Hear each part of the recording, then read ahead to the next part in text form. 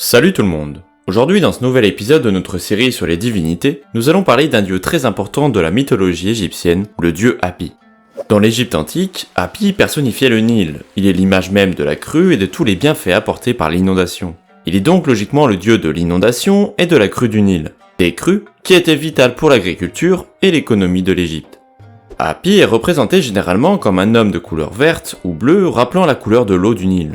Il possède une poitrine pendante et un ventre rond, symbole de fertilité et de récolte abondante. Sur sa tête se dressent des plantes de papyrus ou de lotus, évoquant les bords marécageux du Nil. Il est parfois représenté avec une table d'offrande garnie de nourriture, mais aussi avec une amphore dans ses mains, versant de l'eau.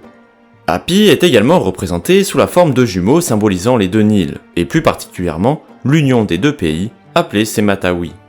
En fait, l'origine de la crue du fleuve se situait à Éléphantine, au niveau de la première cataracte en Haute-Égypte. Mais en Basse-Égypte, les Égyptiens vont imaginer un autre lieu pour faire venir la crue dans le nord du pays.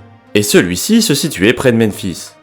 Et c'est pour cela que sur ces différentes représentations, le dieu des deux Nils associe le lotus, le symbole de la Haute-Égypte, et le papyrus, le symbole de la Basse-Égypte. Cette représentation du double Hapi se retrouve très souvent dans les temples construits par les rois, sur les sièges des statues.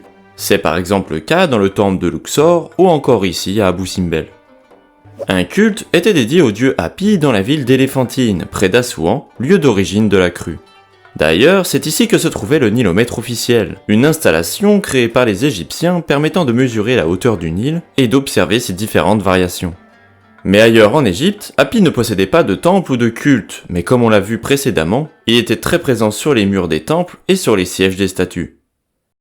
C'est terminé pour cette nouvelle divinité. Si vous avez apprécié cette vidéo, n'hésitez pas à vous abonner à la chaîne et à mettre un petit j'aime et un commentaire. C'était tout en Égypte et je vous dis à bientôt pour une nouvelle vidéo. Salut.